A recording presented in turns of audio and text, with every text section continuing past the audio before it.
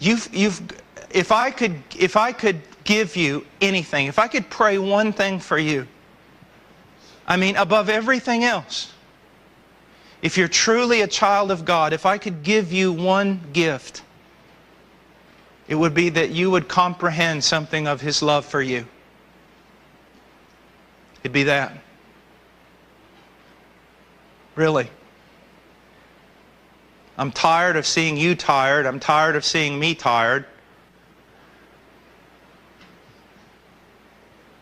If you could, I mean, if you just grasp that one thing, He loves me immutably. End with an illustration. I promise I'll end. When I was in Peru, my first years as a single missionary, and practically from the moment I was converted. This is going to sound all psychobabble. I don't care. It's true. But when I was in school, I was never like in the inner circle. Not the best athlete, not the best this, not the best that. And I determined that when I became a Christian, yeah, it was fleshly. You can do your diagnosis, but please do it at home. Right now, just listen. I determined that would not happen to me in my Christian life. I determined that there wouldn't be this idea of there's Spurgeon and Martin Lloyd-Jones and all their inner circle, the guys that God really loves, and I'm outside somewhere. I determined that would not happen. And I worked 18 hours a day for years. And if I had a chance to go get martyred, I tried to do it. Until the point where I weigh like 225 right now. I weighed about 169 pounds. And I killed myself.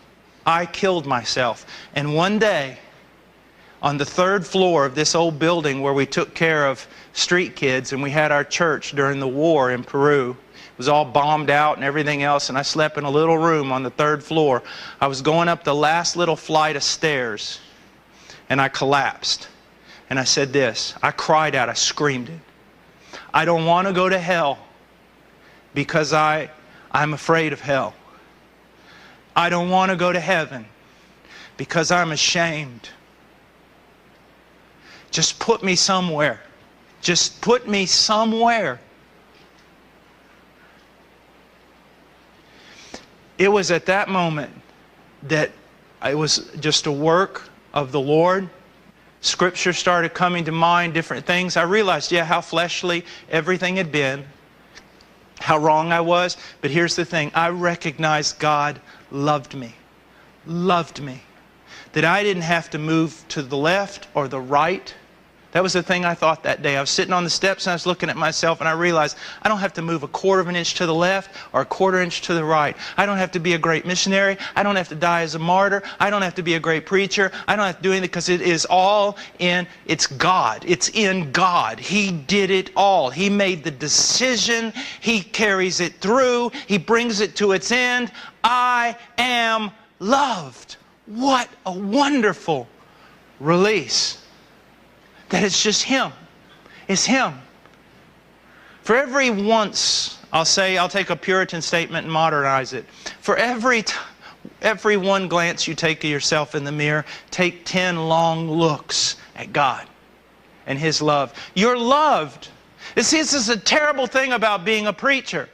I'm trying to tell you something. I'm trying to get something through your thick head. And it is this. God really, really, really does love you, immutably so, perfectly so. And it is all founded upon Him, His person, His decrees, His work through Christ on your behalf. All of it, it's done. It's done. You've got to walk in that. You've got to keep yourselves in the love of God. You've got to keep thinking it, believing it, walking in it, talking it. Fighting to believe it if necessary. Believe it. You're loved.